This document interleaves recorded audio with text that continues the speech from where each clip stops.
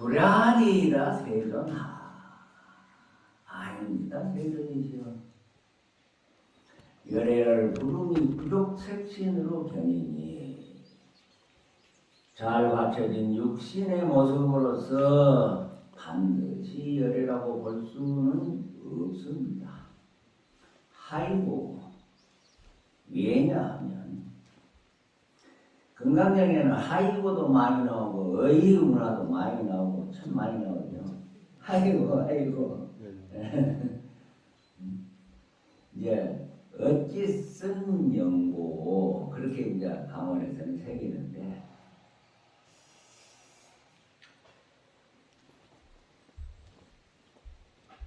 왜냐하면 열애가 설 구족색신이 즉빛 구족색신일세 시명 구족색신입니다. 왜냐하면 열애께서 말씀하신 잘 갖춰진 육신의 모습은 곧 잘 갖춰진 육신의 모습이 아니라 그 이름이 잘 갖춰진 육신의 모습일 뿐이기 때문입니다. 금강경에서 즉빛 원리만 알아도 금강경은 아마 거의 그 이해를 한다고 볼 수 있죠. 즉빛 그거 아니야. 이름이 그래. 이름이 그래. 맨날 그러잖아요. 그것만 하면 실체가 없거든. 그러잖아요. 모든 실체가 없어요. 그러나 법신만큼은 그 영원 불멸이라 법신. 그래서 근 2700년에 부처님은 구시나가라 사라쌍조에서 이미 열반에 있으셨잖아요. 육신의 몸뚱아리는 구시나가라 사라쌍조에서 다비를 해버렸어요. 몸뚱아리는. 부처님은 삼아성직업을 닦아가지고 그렇게 잘나요. 사람이 딱 보면 그냥 그 밑에 엎드려가지고 신심이나 30 이상 80종으로 거쳤거든요. 그 어마어마한 모습을 가졌다. 그렇기 때문에 딱 보면 그냥 신심이라고 거기에 딱 엎드려. 말이 필요 없어. 말이 필요 없어.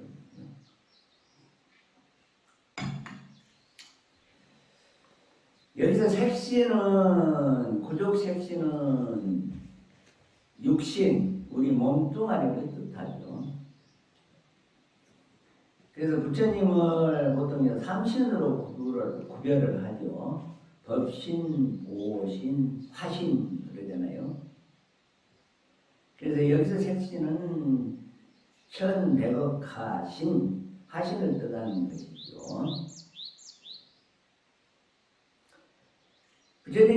부처님께서는 진리의 강지에서 오셔가지고 우리 눈앞에 사람의 모습으로 나타나 직접 부처님의 모습을 확인시켜 주시는 것이죠. 30 이상의 상은 사모, 즉 생김새를 뜻하죠. 부처님은 육신도 완벽해서 경전에 구족색신이라는 표현이 나오죠. 구족색신. 이 세상에서 구족색신은 부처님하고 전륜성왕 두 분이라. 전륜성왕도 부처님과 똑같다 그래요. 30 이상 80종을 갖췄어. 그래서 이 세상에서 구족색신이라는 그 말을 들은 분은 딱 두 분이라. 서가모니 부처님하고 전륜성왕. 그래서 이 30 이상과 80종을 갖추신 부처님은 외모도 아주 잘생기셨고 관상학적으로도 매우 좋죠. 관상학. 그런데 부처님을 육신으로 볼 수 있겠느냐고 묻자 수보리가 아니라고 단호하게 대답을 하죠. 부처님의 육신도 우리 중생과 마찬가지로 생로병사를 피할 수가 없죠. 그러므로 부처님의 곁 모습을 보고 부처라고 할 수 없다는 것이죠.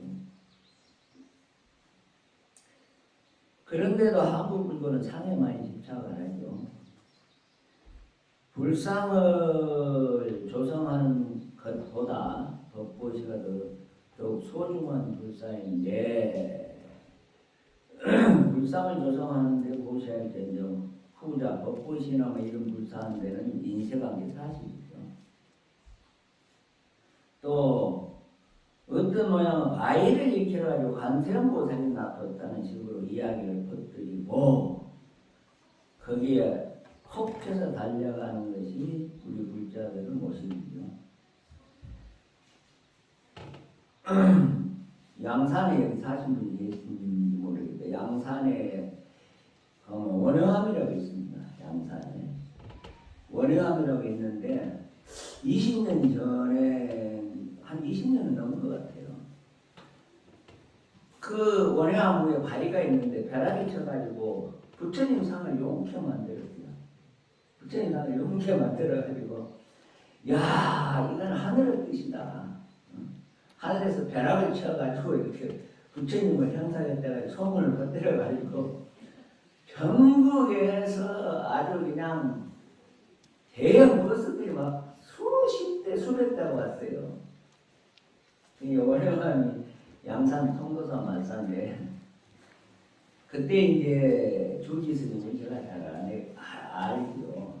법명은 내가 밝힐 필요는 없고 그래가지고 그 벼락 때린 부처님 그거 퍼뜨려가지고 엄청스럽게 수익을 많이 잡았어. 내가 알기로는 돈을 가만히 있다 막 그냥 긁어 담았다 그래가지고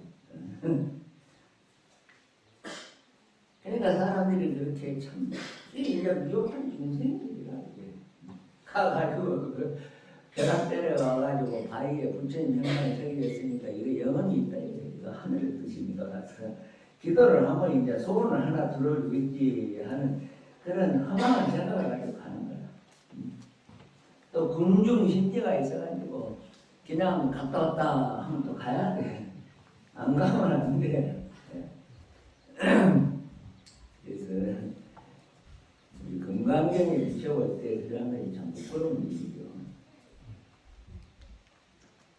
그래서 살아있는 부처님과 수고리하고 대화해서 분명하게 밝히시 곁 모습으로 부처를 보지 말라 라는 말씀을 가슴 깊이 새겨야 되고요.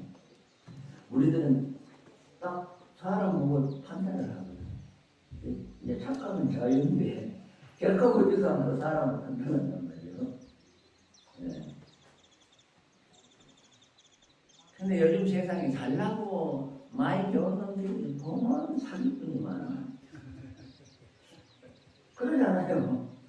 그 사기 치는 것도 내가 봐서는 참 대단한 거야. 대단한데 사람들이 전부 다 모양이 전부 다 끄달려가지고 사기를 쳐도 사기를 당할지도 모르고 그렇게 살죠. 그래서 이 눈에 보이는 육신은 원래 없었던 것이죠. 지수학은 사를 흩어져버려요. 시간이 얼마 지나지 않아 무너질 것이죠. 우리 몸뚱아리는 길어야 100년이잖아요. 100년. 요즘은 이제 보니까 거의 100년은 그냥 사는 것 같아요. 몸 관리 좀 하고 그러면. 내가 어렸을 때 저는 이제 시골 마을에서 자랐는데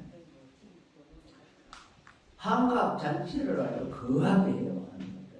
돼지 잡고 막 소 잡고 막 해가지고 돈 있는 사람 속아지고 그래 한갑 잔치를 뭐 거하게 하는데 한갑 잔치 끝나고 한 4, 5년이 지나더라고. 옛날에 그랬어요. 그러니까 한갑 잔치를 엄청 크게 해요. 그런데 요즘 우리 한갑 잔치 크게 하는 사람이 누가 있어요? 한갑 잔치 크게 했다 그러면 지나가는 소도 없지. 그러잖아요. 그러지만 불과 50년 전만 해도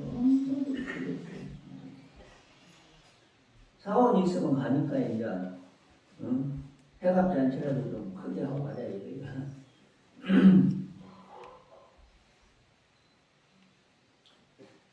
그래서 이 금강경을 잘 공부를 해가지고 눈에 비친 모습이 다 껍데기라는 것을 이해하고 살아간다면 지금보다 훨씬 성숙되고 행복한 삶을 살아갈 수 있겠죠.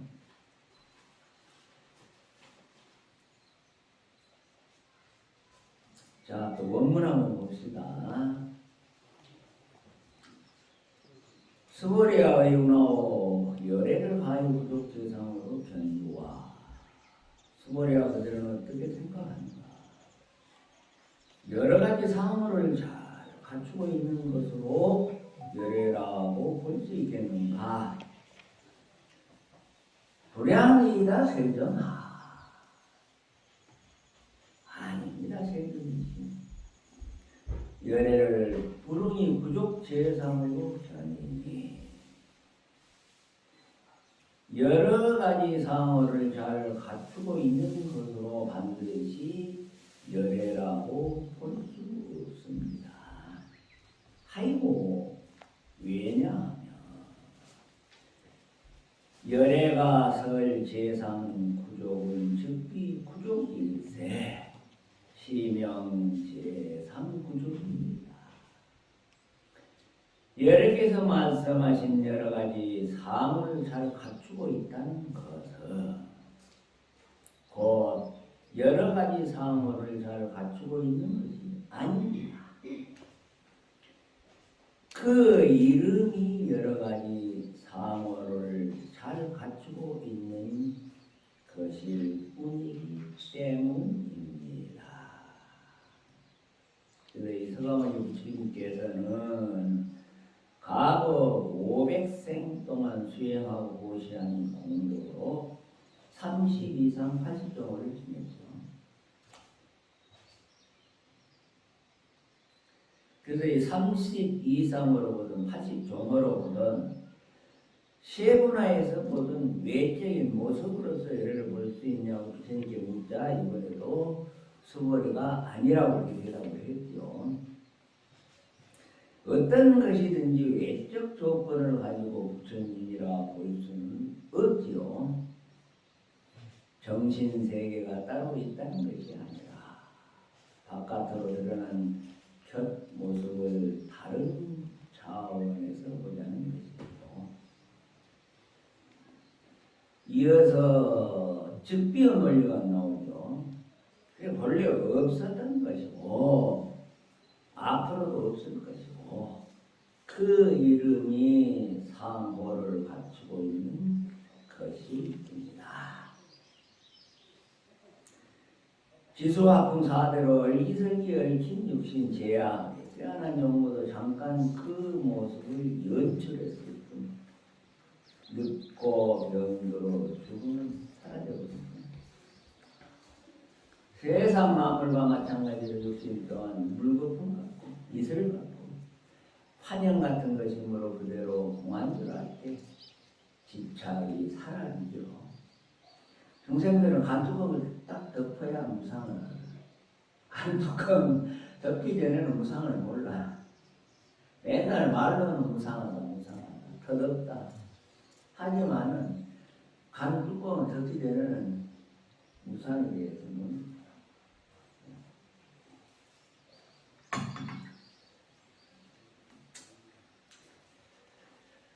대부분의 세상 사람들은 특히 자기 몸뚱이에 대한 집착이 삶인 줄 알고 한평생 몸뚱이 공양만 하다가 세월을 보내는 일이 많지요.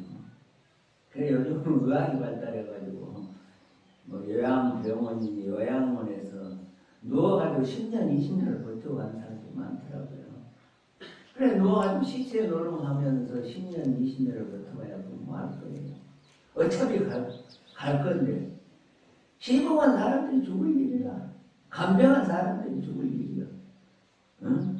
엎드려가지고 시체 노름하고 있는데 또 얼마나 무겁겠어요. 예? 그럴 바에야 그냥 빨리 가는 게 낫다. 어차피 갈 것인데. 부처님 당시에 연하색이라는 아름다운 여인이 있었대요. 그녀의 미모가 얼마나 빼놨든지 온나라 사람들이 그녀와 하루를 보내는 것을 최고 영예로 여길 정도였죠. 어느 날 이제 이 연하색은 문득 출가하면 착하게 살 수 있을 거라는 생각을 하죠. 그래서 그녀는 부처님을 뵙고 출가하기 위해서 길을 떠나죠.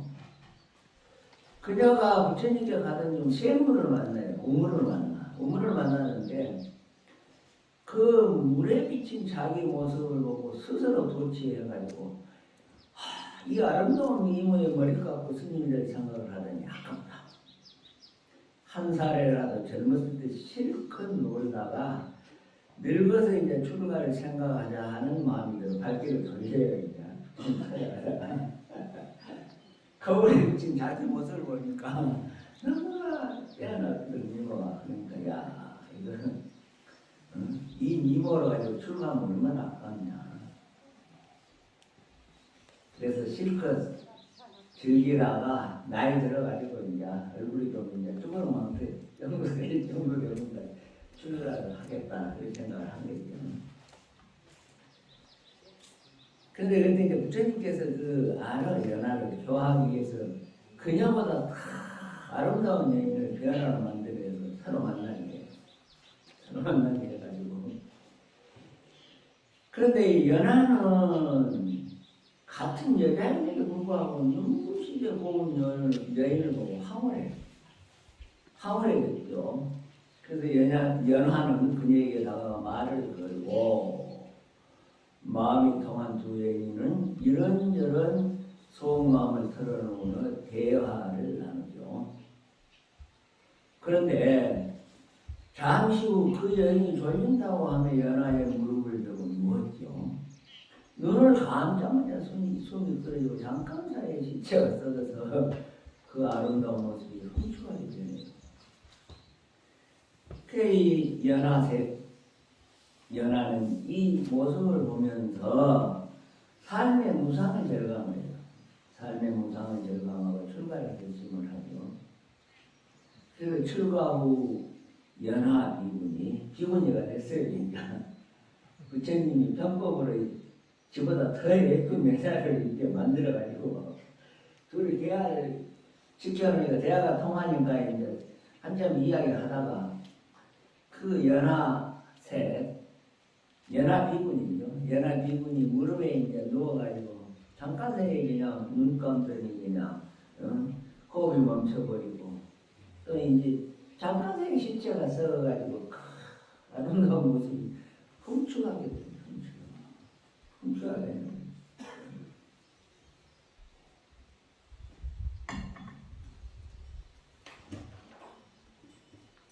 그 흉측한 모습을 보면 얼마나 기겁을 하겠어요.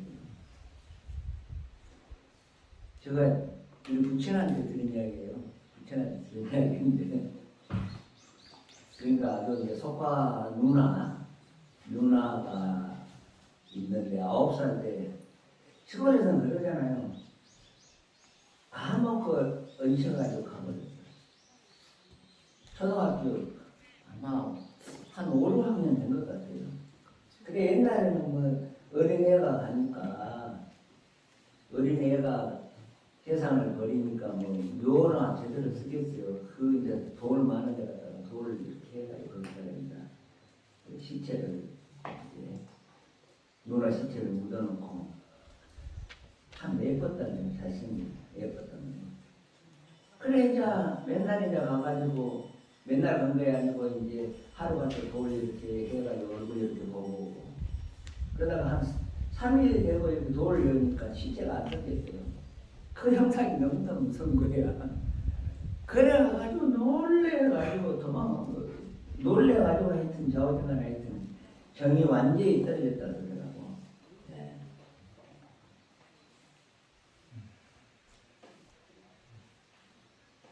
한 가지 더 예를 들면 부처님 당시에 사랑스러운 여아들을 잃은 여인이 있었죠.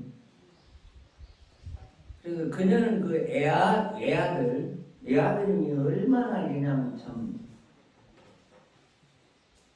잘 키웠겠어요.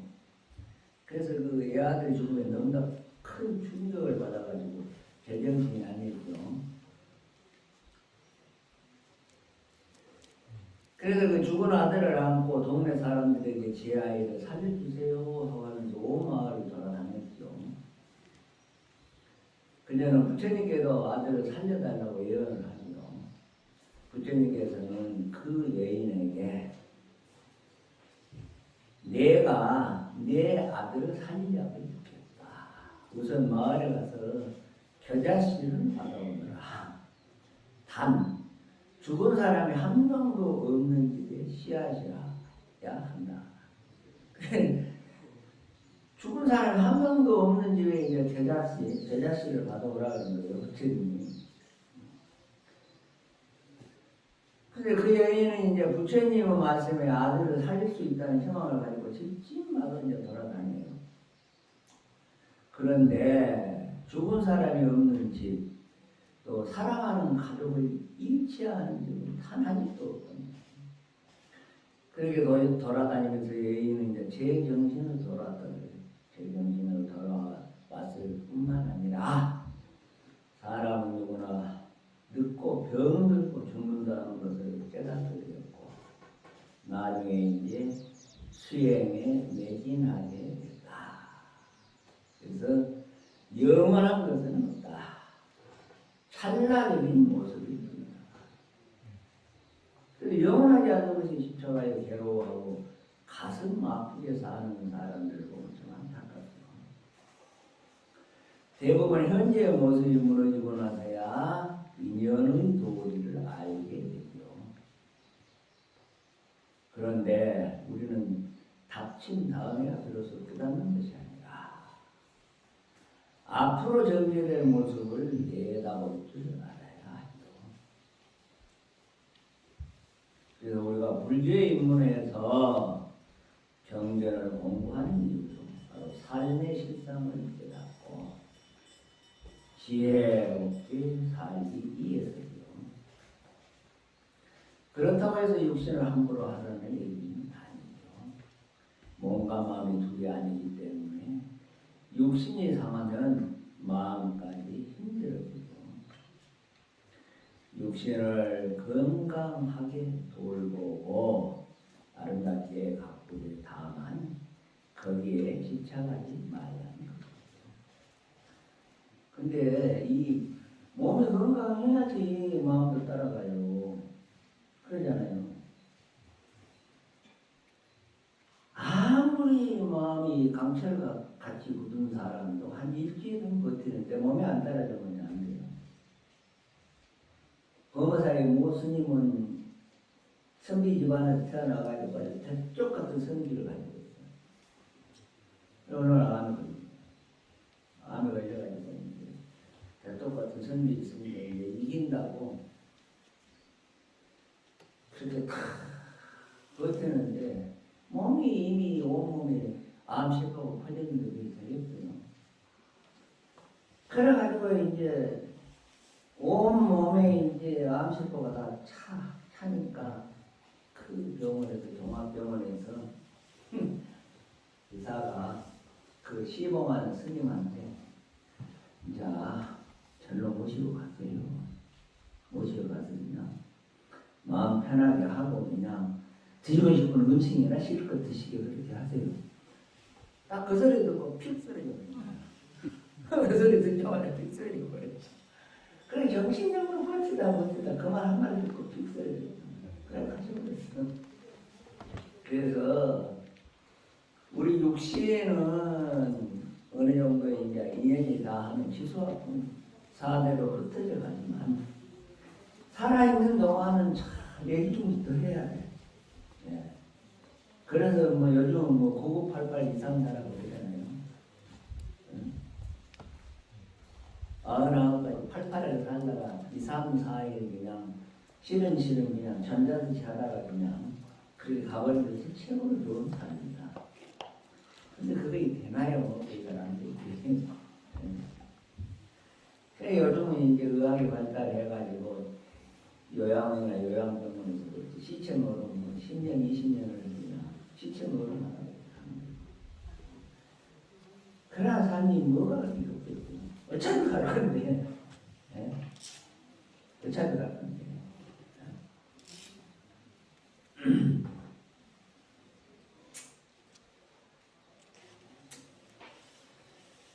그래서 이러한 것을 교리로 말할 것 같으면 차별이 평등에 걸리지 않고 평등이 차별에 걸리지 않고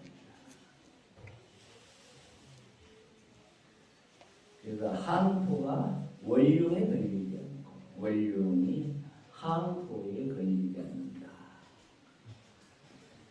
낱낱이 구별되고 차별되는 항토의 세계와 남녀노소 성소 성인과 범물을 다 초월한 원흉의 세계 그 어디에도 걸리지 않고 자유를 위하여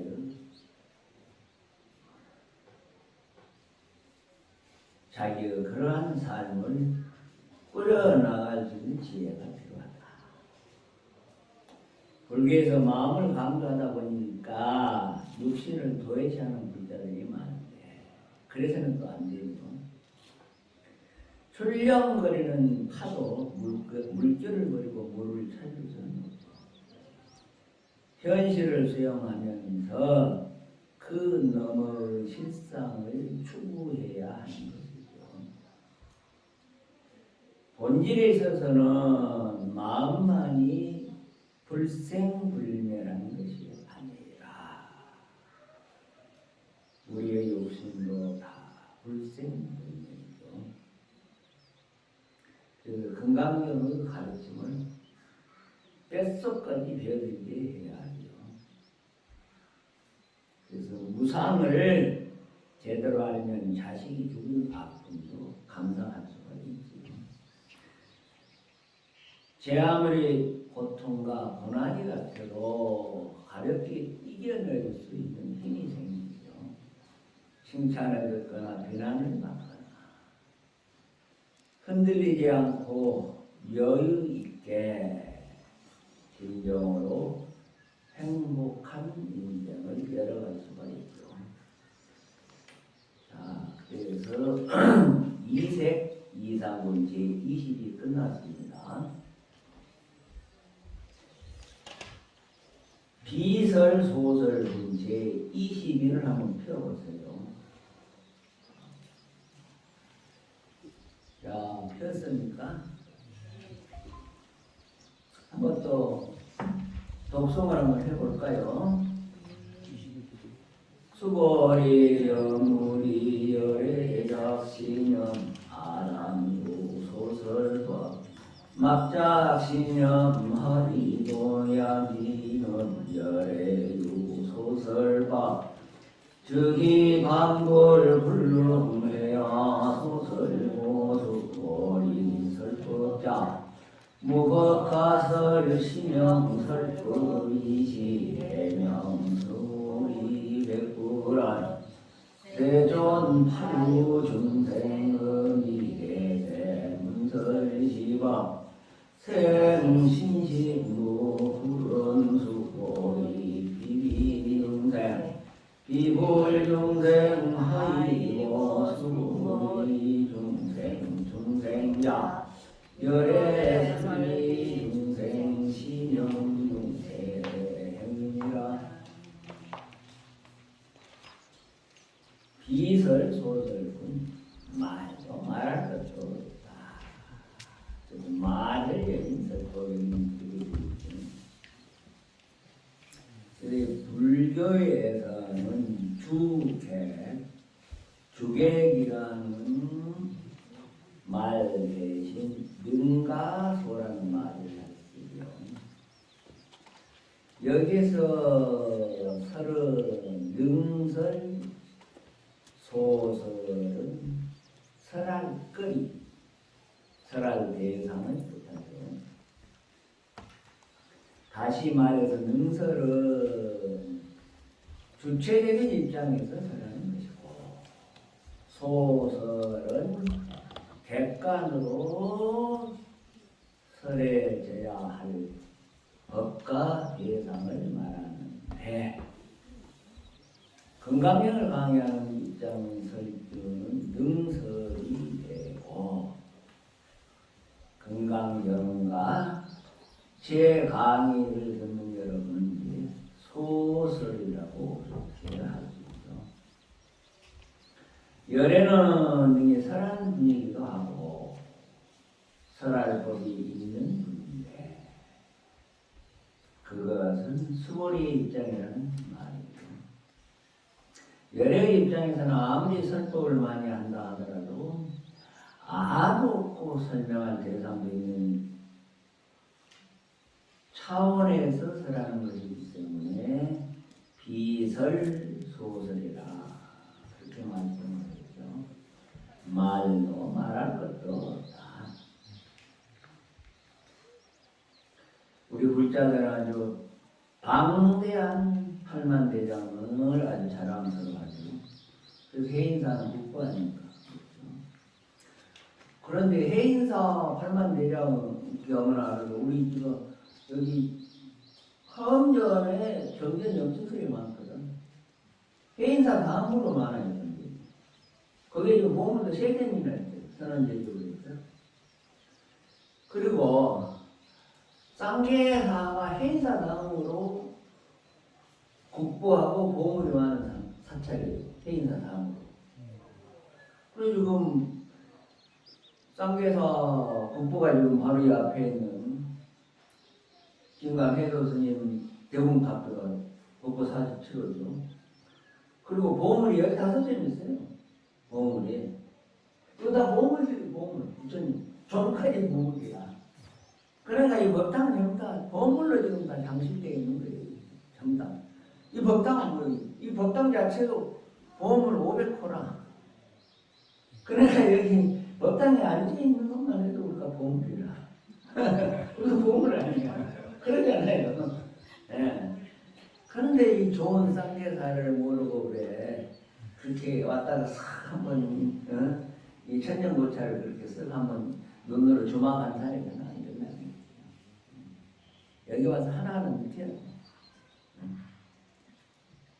이 천년고찰에 와가지고 사람들은, 야, 참 정치 좋다, 마음도 크고, 또 도량이 너무 아기자기해서 좋다.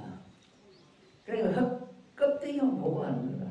껍데기만 실제를 하나도 못 본다고 해요. 법당에 와서 보면 이거 전부 다 부처님, 삼종불, 그 다음에 사보살로 해서 후불 대화를 해가지고 지금 법당까지 그냥 보물인데 그걸 몰라. 안 되겠구나.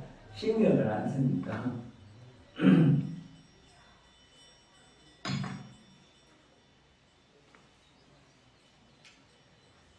그래서 이 부처님께서는 열애가 선하신 법이 있다고 하면 부처님을 비방하는 것이요. 부처님의 말씀의 이치를 이해하지 못하는 사람이라 그렇게 말씀을 했죠. 부처님께서는 49년 동안 많은 설법을 하셨음에도 불구하고 한 글자도 설한 바가 없다. 그렇게 말씀을 했죠. 그래서 역사적으로도 부처님 말씀을 듣고 마음이 열린 사람도 있고 크게 깨달은 사람들이 많죠.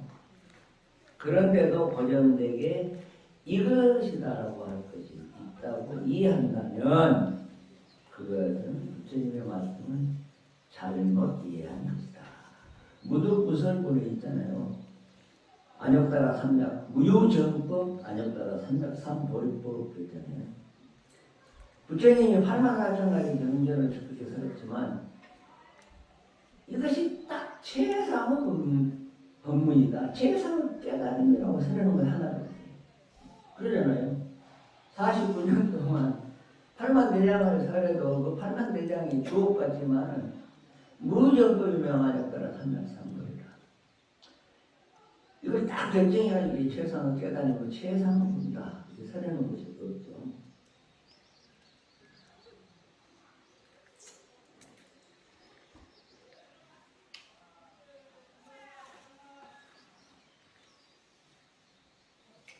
그래서 이 반야의돌이란 건, 반야의돌이는 학문과 지식으로 될 일이 아니죠.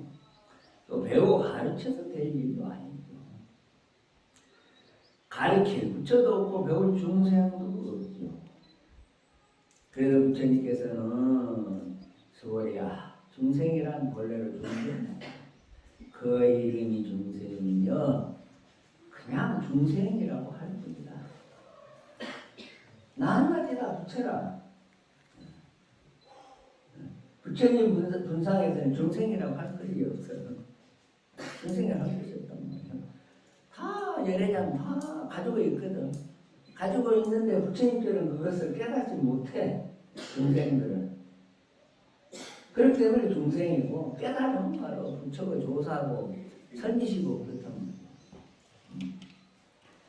그래서 오늘은 비설소설 본문은 다음 초하루 본문으로 미루겠습니다. 자, 성불하십시다. 네.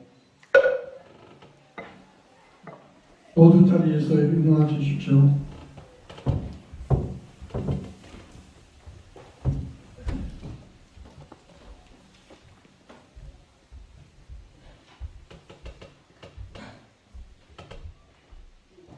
다음 선언이 있겠습니다.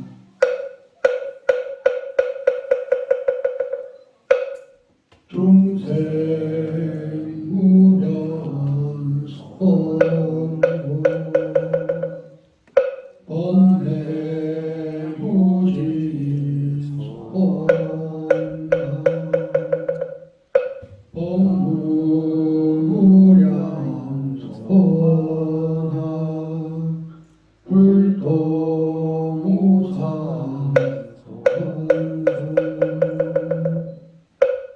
이것으로 불기 2567년 음력 4월 정하루 입제 문제를 모두 마치겠습니다.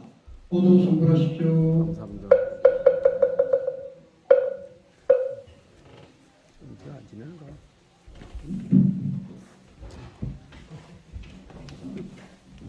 자, 하원경 약창가 스님들 같이 마시고 하원경 약창가 읽으셔야 됩니다. 같이 큰 소리로 읽어주세요. 하원경 약창가 오늘 하원 전에 입제 날이니까 또 법당에서 입제를 하는 겁니다.